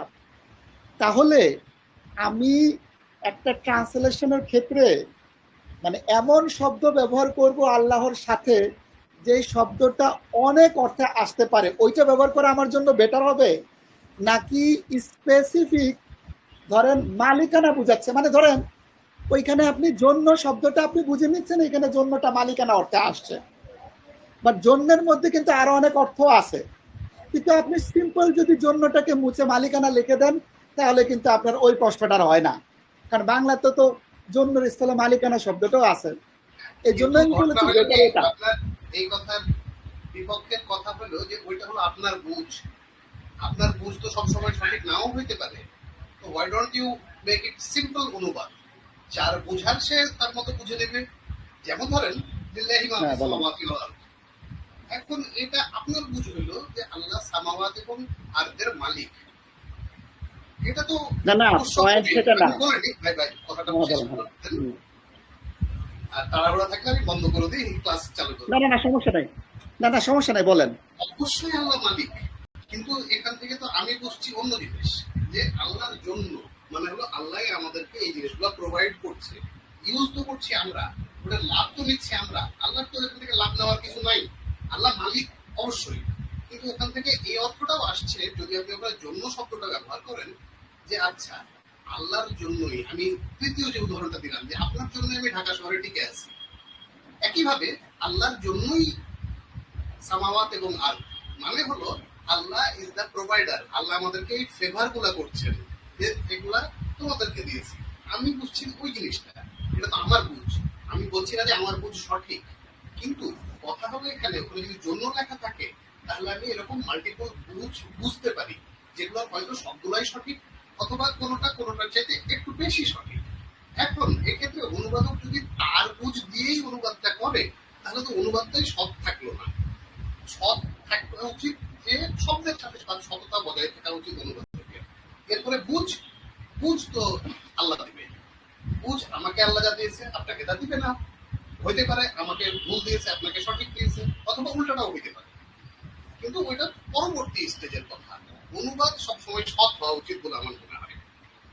আচ্ছা, আমি হয়তোবা আমার যে কথাটা একটু আগে আমি বলেছি সেটা আমি হয়তোবা আপনাকে বুঝাতে পারি নাই, আপনি আমার কথাটা রিপিট করে বললে এটা ভালো হইতো। আমার পয়েন্টটা ছিল, আমি আবার বলি, আমার পয়েন্টটা ছিল ফর এক্সাম্পল আপনি বিছানায় মেলা শাড়িটা মেলা টাকা দিয়ে মেলা থেকে কিনেছেন, প্রত্যেকটা মেলা শব্দের অর্থ এখানে আলাদা। হ্যাঁ, কনটেক্সট অনুযায়ী একটা শব্দের মধ্যে আপনার একটা শব্দের অর্থ, একটা বাক্যের মধ্যে একটা শব্দের অর্থ 3টা হইতে পারে, 2টা হইতে পারে, আবার একটাও হইতে পারে। হ্যাঁ, এটা কনটেক্সট অনুযায়ী। আচ্ছা, এখন ধরেন আপনি যদি এটা স্পেসিফিক থাকেন যে এখানে লামের অর্থটা যে লামের অর্থটা রবের ক্ষেত্রে স্পেসিফিক ধরেন বা আল্লাহর ক্ষেত্রে মালিকানা অর্থে আসছে, তাহলে আমার পয়েন্টটা হচ্ছে যেহেতু আপনি স্পেসিফিক এখানে লামটা আল্লাহর সাথে মালিকানা অর্থে আসছে, তাহলে আমার এখানে মালিকানা লিখতে সমস্যাটা কি? খুব খেয়াল করেন, যদি আমি মালিকানার পরিবর্তে জন্যটা লিখতাম, জন্যের মধ্যে আপনিও একমত আমিও একমত, জন্যের মধ্যে কারণ শব্দের অর্থ আছে, মালিকানা আছে, অনেক মিক্সিং আছে। এখন মিক্সিং থাকলেও আপনিও একমত আমিও একমত, আল্লাহর ক্ষেত্রে এখানে জন্যটা হবে না। এখানে জন্যটা, আপনার সাথে আমার পার্থক্যটা হচ্ছে আপনি বলতে চাচ্ছেন জন্যটা মালিকানা অর্থে আসছে। দেখেন পার্থক্যটা, তো ওটা একটা মানুষ বের করে ফেলবে যে এখানে আল্লাহর ক্ষেত্রে জন্যটা মালিকানা অর্থে আসছে। কিন্তু আমার কথা হচ্ছে যেহেতু আপনি একমত যে এখানে জন্যটা মালিকানা অর্থে আসছে, তাহলে সিম্পলি এটাকে স্পেসিফিক করলে মালিকানা করে লিখে দিলে তো সমস্যা নাই। তাহলে সুবিধাটা কি? সমস্যা হলো এটা অসৎ অনুবাদ হয়, কারণ মালিকানার তো আরবি শব্দ আছে, ইয়ামলিকু বা আরো শব্দ আছে মালিকানার। আপনি ওই শব্দটা লিখবেন নাই, আমি তো ওই শব্দটা খুঁজবো। যখন আপনি মালিকানা লিখবেন তখন তো আমি আরবিতে আপনার ওই শব্দটা খুঁজতে যাব। এবার এখানে ইয়ামলিকু তামলিকু কিছুই নাই, উনি মালিকানা কোথা থেকে লিখে দিল? সেটা অসৎ অনুবাদ হবে। না না না, আমি আপনাকে বুঝ সহ অনুবাদ হবে। আমি বুঝ সহ অনুবাদ চাই না, আমি চাই সৎ অনুবাদ। তারপরে বুঝতে আমি আমার মতো বুঝবো। আচ্ছা দাঁড়ান, আমি আপনাকে দেখাচ্ছি।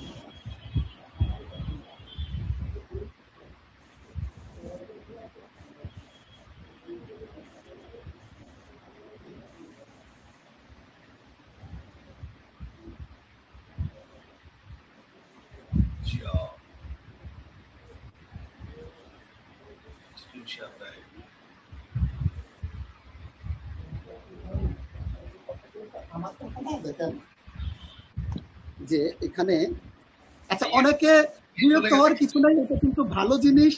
বা অনেকে এটাকে ওভাবেও নিবেন না যে আমার সাথে আমাদের মুহিত ভাই তর্ক করছে, বিষয়টা এরকম না, এটাই ভালো। যত তর্ক হবে তত শিখা যাবে। ঠিক আছে, আমরা খুব শীঘ্রই পড়াতে যাব।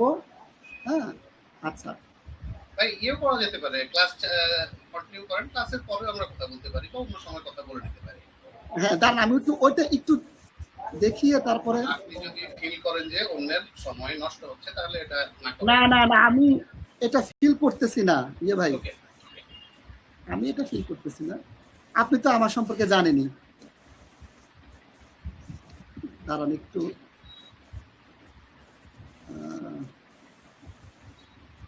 স্ক্রিন শেয়ার কিন্তু চলে গেছে।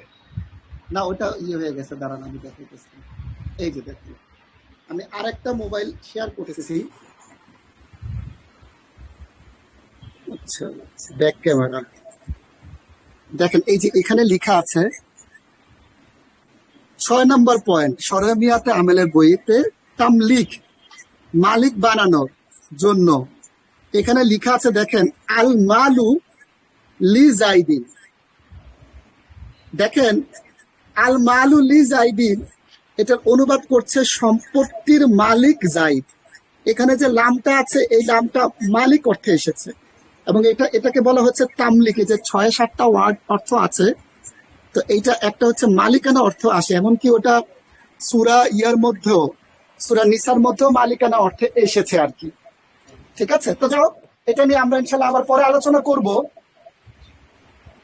আমি একটু, আমার স্ক্রিনটা দেখা যায় মুহিত ভাই? দেখা যাচ্ছে না হাফিজ ভাই, দেখা যাচ্ছে না। আর আপনার ওই একটা মাইক্রোফোন অফ করেন, দুই ডাবল সাউন্ড আসছে এখান থেকে। জি আচ্ছা, এখন দেখা যাচ্ছে? আচ্ছা দেখেন, আচ্ছা এরপরে ওমা এটা কোথায় আসছো? হ্যাঁ হ্যাঁ, আগের লেকচার শিট চলে গেছে।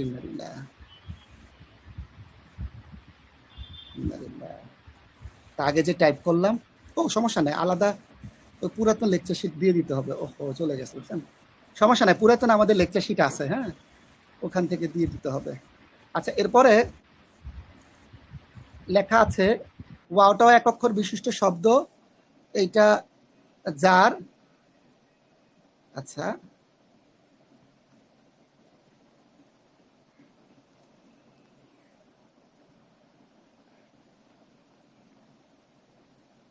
তো এখানে ওয়াওটা হইলো যার,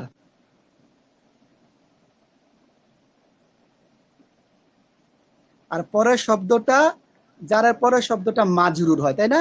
এই জন্য একটা জের দেব। ওয়াল আসরি, কোরআন মাজিদের আয়াত, তো এইটা হইলো মাজরুর। আচ্ছা, যার মাজরুর মিলে মুরাক্কাবে জারি। ওয়াও তো এক অক্ষর বিশিষ্ট শব্দ না 2-3 অক্ষর বিশিষ্ট শব্দ? হ্যাঁ, এক অক্ষর বিশিষ্ট শব্দ। মাশাআল্লাহ, এই জন্য ওয়াওটা এই শব্দের সাথে একসাথে যুক্ত করে লিখব।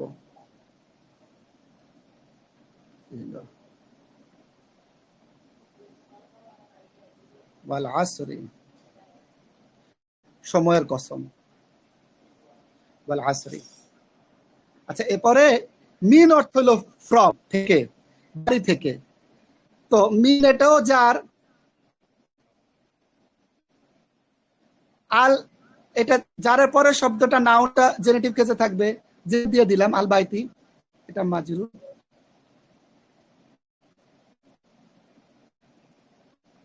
আচ্ছা, মিন কি এক অক্ষর বিশিষ্ট শব্দ না 2 অক্ষর বিশিষ্ট শব্দ? কয় অক্ষর বিশিষ্ট শব্দ? 2 অক্ষর বিশিষ্ট শব্দ এটা। এই জন্য এটা স্পেস দিয়ে লিখব, মিন আল বাইতি, মিলিয়ে লিখলাম না, বুঝছেন? বুঝেন নাই? আচ্ছা, এখন মিনও জজম, আল বাইতিও জজম, মিন আল বাইত পড়তে পারবেন না। এই জন্য পড়ার জন্য জবর দিয়ে মিলে পড়তে হবে, মিনাল বাইতি, বুঝছেন? এটা মিলানোর জন্য জবর দিয়ে পড়ে আর কি, মিনাল বাইতি। আবার দেখেন সূরা ফালাক, মিন শাররি মা খালাক, তো এখানে মিন, এটা আপনারা জানেন, মিন এই স্পেস দিয়ে আসছে, এক অক্ষর বিশিষ্ট শব্দ। মিন কি যার,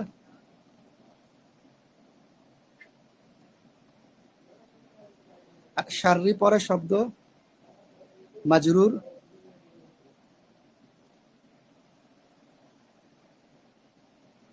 কি লাটকে লিখি, দাঁড়ান তো,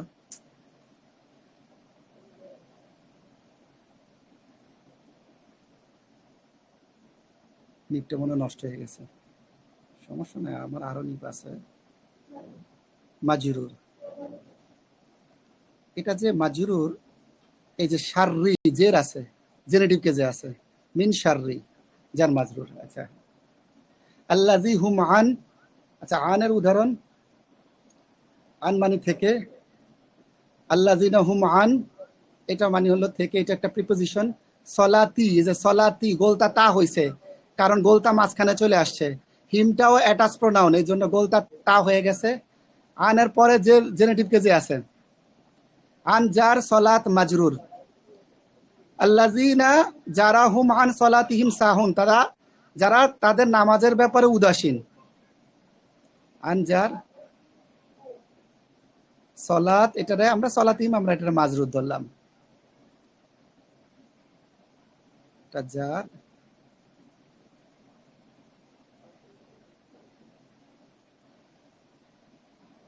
এটা মাজরুর, যার মাজরুর মুরাক্কাবে জারি। আচ্ছা, স্কুলের দিকে, স্কুলের দিকে ইলা, এটাও যার, টু দ্য স্কুল। আল মাদ্রাসা, এটা মানে স্কুল, এটা জেনেটিভ কেসে থাকবে, জেড দিলাম, তো এটা মাজরুর। যারে এটা 3টা শব্দ, তাই না? হ্যাঁ, যারে এটা 3টা শব্দ না, আলিফ লাম ইয়া? 2টা বলতে পারেন, 2টা বা 3টা, যাই হোক।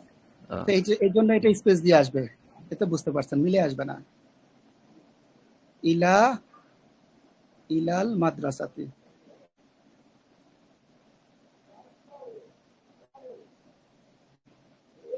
আচ্ছা, এখানে একটা বিষয় মাথা রাখতে হবে, এটা তাহলে পিছন থেকে মিলিয়ে পড়বেন। পিছন থেকে মিলিয়ে পড়লে এখানে লামের উপর জজম আছে, খাড়া জবরটা সোজা, খাড়া জবর সোজা জবর হয়ে যাবে, খারাজের সোজাজের সোজা জের হয়ে যাবে, হ্যাঁ, উল্টা পেশ সোজা পেশ হয়ে যাবে। পিছন থেকে মিলিয়ে পড়লে এটা মাথায় রাখবেন। ইলাল মাদ্রাসাতি, ঠিক আছে, হইল। আচ্ছা, এরপরে ফাফিরু ইলাল্লাহ, তোমরা আল্লাহর দিকে দৌড়াও। চমৎকার একটা আয়াত, সূরা জারিয়াতের একটা আয়াত। ফাফিরু ইলাল্লাহ, তোমরা আল্লাহর দিকে দৌড়াও। ফাররা ইয়াফিরু ফিররা লা তাফিররা, ফাররা ইয়াফিরু এটা একটা ভার্ব, ইম্পারেটিভ ভার্ব, আমর। ফিররু, ফা মানে সুতরাং, অতএব, ফিররু তোমরা দৌড়াও, ইলাল্লাহ আল্লাহর দিকে। ইলা যার পরে আল্লাহ শব্দটা মাজরুর জের আছে, জেনেটিভ কেজে আছে, হ্যাঁ। আচ্ছা, আমরা আগে একটু তারকিবটা করি। এটা যার এবং এটা মাজরুর, কোরআন মাজিদ থেকে। এটা কিন্তু কোরআন মাজিদের আয়াত আর কি, বুঝছেন? আল্লাহ শব্দটা মাজরুর জেনেটিভ কেজে আছে, কারণ শেষে জের আছে, যার আর মাজরুর। যার মাজরুর মুরাক্কাবে জারি। আচ্ছা, তো ফাফিরু ইলাল্লাহ, তোমরা দৌড়াও আল্লাহর দিকে। ফাররা ইয়াফিরু ফিররা, এটা মানেও দৌড়ানো, হ্যাঁ। আরবিতে দৌড়ানোর জন্য আরো কিছু শব্দ আছে, নেবি সাহা, হ্যাঁ, দ্রুত গতিতে দৌড়ানো। যাই হোক, দৌড়ানোর জন্য অনেক শব্দ আছে, হ্যাঁ। তোমরা দৌড়াও আল্লাহর জন্য। এর মধ্যে ধরেন আপনি দৌড়াচ্ছেন, আপনি ফুটবল খেলার জন্য দৌড়াচ্ছেন, বন্ধু বান্ধব মিলে ফুটবল খেলার জন্য দৌড়াচ্ছেন। এটা কিন্তু মানে ভয়ে দৌড়ান না, খুশিতে। অনেক সময় দৌড়াইলে অনেকে হাসে। আবার আপনি জগিং করার জন্য দৌড়াইতেছেন, আপনি কিন্তু ভয়ে দৌড়াচ্ছেন না। আবার ধরেন পিছনে পুলিশ দৌড়াইতেছে আপনার, অথবা বাঘ দৌড়াইতেছে, আপনি বাঘের ভয়ে দৌড়াইতেছেন, এটা কিন্তু ভয়ে দৌড়ানো। তো ফিররু শব্দের অর্থ হচ্ছে ভয়ে দৌড়ানো। আর ইলা মানে দিকে, মানে আল্লাহর দিকে ভয়ে দৌড়ানো। বিষয়টা হচ্ছে এরকম, সুবহানাল্লাহ, যে ধরেন একজন শায়েখ এই আয়াতের চমৎকার একটা ব্যাখ্যা করেছিলেন, সেটা আমি উপস্থাপন করছি। একটা বাচ্চা, ছোট বাচ্চাকে যদি আপনি ধমক দেন, ছোট বাচ্চাকে ধমক দিলে সে কি করবে? সে মানে একদম ছোট বাচ্চা, আপনি বাবা, ছোট বাচ্চাকে ধমক দিলে সে দেখবেন কান্নাকাটি করে আপনাকেই জড়ায় ধরবে। এটা করে কিন্তু, তাই না? ছোট, একদম ছোট বাচ্চাকে দেখবেন ধমক দিবেন, সে ভয় পেয়ে যাবে, সে ভয় পেয়ে কান্নাকাটি করবে, কান্নাকাটি করে আপনাকেই জড়ায় ধরবে। তো দেখেন, আপনি আল্লাহকে ভয় পেয়েছেন, ধরেন আপনি মারাত্মক একটা গুনাহের কাজ করেছেন, হ্যাঁ। অনেকে আমি দেখি যে অনেক বড় ধরনের গুনাহের কাজ করে। তো ধরেন একজন মদ খেলো, জীবনে মদ খায় নাই, তো মদ খাওয়ার পরে অনেকে মদ খাইলে মাথা ঘুরায়, মাথা ব্যথা করে, অনেক সাইড এফেক্ট হয়। তো সে বেশি মদ খেয়ে ফেলছে, এখন মেডিকেলে নিয়ে গেছে, ডাক্তার হয়তো বা তাকে বলছে যে আপনার জীবন এখন সংকটাপন্ন। তো সংকটাপন্ন, যেমন ধরেন কেউ যদি জর্দা দিয়ে পান খায়, মানে অভ্যস্ত না, তখন তার হার্টবিট কিন্তু বেড়ে যায়, কান দিয়ে সে ঘামাতে থাকে। তো ধরেন বললো আপনার জীবন সংকটাপন্ন। তো ওই লোকটা মনে মনে চিন্তা করলো, আমি আল্লাহর হুকুম অমান্য করে মদটা খেলাম, এই কাজটা করলাম, এখন বলতেছে আমি নাকি মরে যাব, মানে আমি নাকি বাঁচবো না, গুনাহ করে ফেলতেছে, আমার পাপের কারণেই হয়তো বা আমার আজকে এই অবস্থা। এখন সে যে আল্লাহর কাছে তোবা করতেছে যে আল্লাহ আমাকে বাঁচান, তোবা করতেছে, বা সে এখন তোবা করার ক্ষেত্রে ভাববে যে আল্লাহ তো আমার উপর রাগ করেছেন, হ্যাঁ, আমি এখন একটা বিপদে আছি, আমি গুনাহের কারণে বিপদে পড়লাম, আল্লাহ তো আমার উপর রাগ করে আছেন। তো অনেকে এটা ফিল করে বিপদে পড়লে। ধরেন এমন আশেপাশের অনেক মানুষ দেখবেন, সে নামাজ টামাজ পড়ে না, হঠাৎ করে কোনো বিপদ টিপদ পড়লে সে অস্থির হয়ে যায়, কান্নাকাটি করে, হ্যাঁ। সে নিজে কিন্তু এটা ফিল করে, আমি তো আসলে গুনাহগার বান্দা, এতদিন নামাজ পড়ি নাই, এই করি নাই, সেই করি নাই, আজকে বিপদে পড়ছি দেখে আল্লাহর কথা বলতেছি, এর আগে তো আল্লাহর কথা বলি নাই, আল্লাহকে স্মরণ করি নাই। সো নিজে কিছুটা হীনমন্যতায় ভোগে।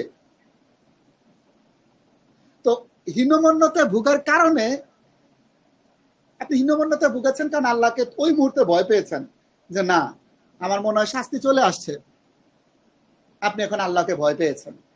তো আল্লাহকে ভয় পেলে আপনি কি আল্লাহ থেকে দূরে সরে যাবেন? না।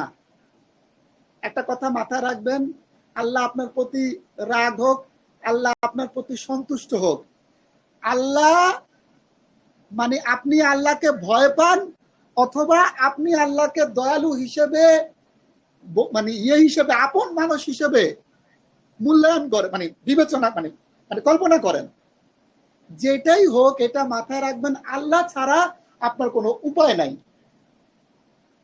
আপনি ধরেন আপনি যদি আল্লাহ রাব্বুল আলামিনকে মনে করেন যে না আল্লাহ রাব্বুল আলামিন অনেক রহমান, অবশ্যই রহমান, তো ওইটা আপনি কল্পনা করে আল্লাহ রাব্বুল আলামিনের সাথে একটা ধরেন হে আল্লাহ তুমি তো অনেক দয়ালু, আমার তো অনেক কিছুই দিছো, আমাকে এটা দিয়ে দাও।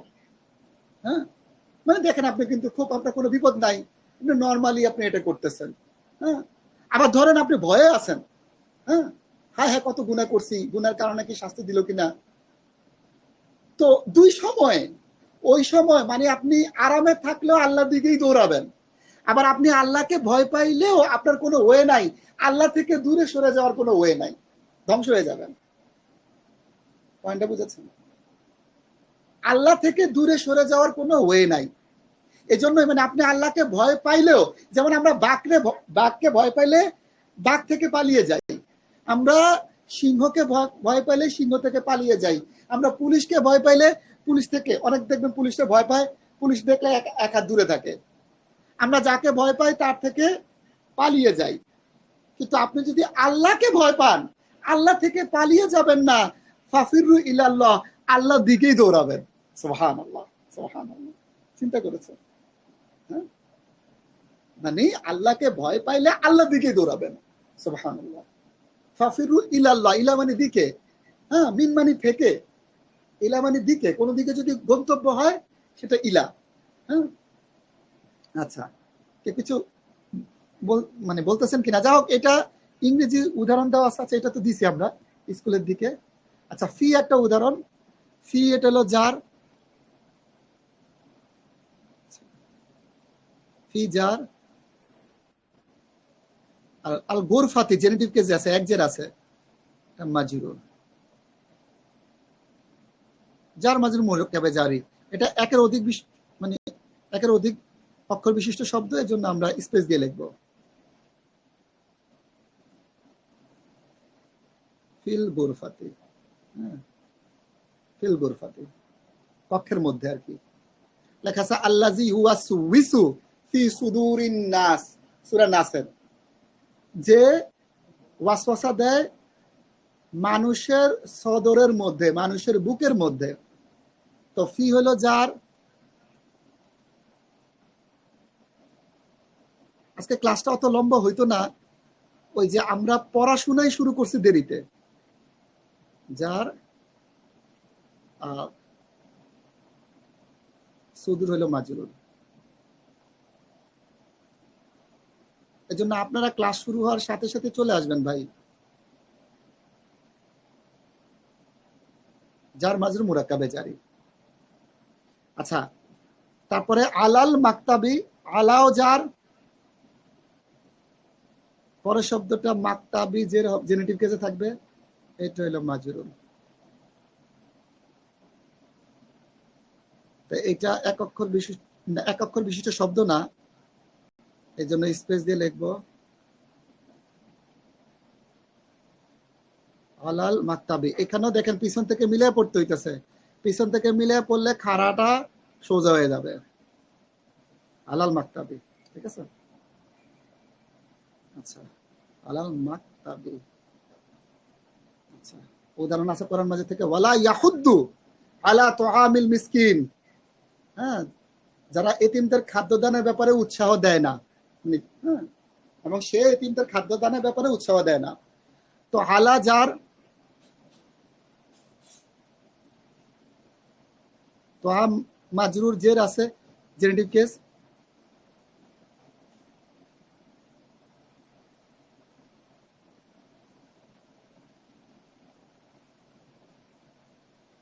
জার মাজরুর, মাশাআল্লাহ। আচ্ছা, শেষ। হ্যাঁ, তো আলহামদুলিল্লাহ আমরা শেষ করতে পারলাম। আচ্ছা, এটা তো আবার উপরেরটা আমরা করিনি। আচ্ছা, সমস্যা নাই, আপনাদেরকে অন্য লেকচার শিটটা দিয়ে দেব, পুরাতন লেকচার শিটটা দিয়ে দেব, ঠিক আছে? আমাদের ক্লাস আজকে এতটুকুই। কালকের ক্লাসটা গুরুত্বপূর্ণ, কেউ মিস দিয়েন না। এখন কোন ক্লাস, মানে আজকে ক্লাসটাই যে দেরি হয়েছে কারণ আপনারা পরবর্তীতে আসছেন, পরবর্তীতে আসার কারণে ক্লাসটা শুরু করতে দেরি হয়েছে এই জন্য, ঠিক আছে? আচ্ছা, তাহলে আমরা একটু ইয়েটা করি, আমি লেকচার শিটটা দিয়ে দিতেছি আপনাদের দ্বারা। Stop recording.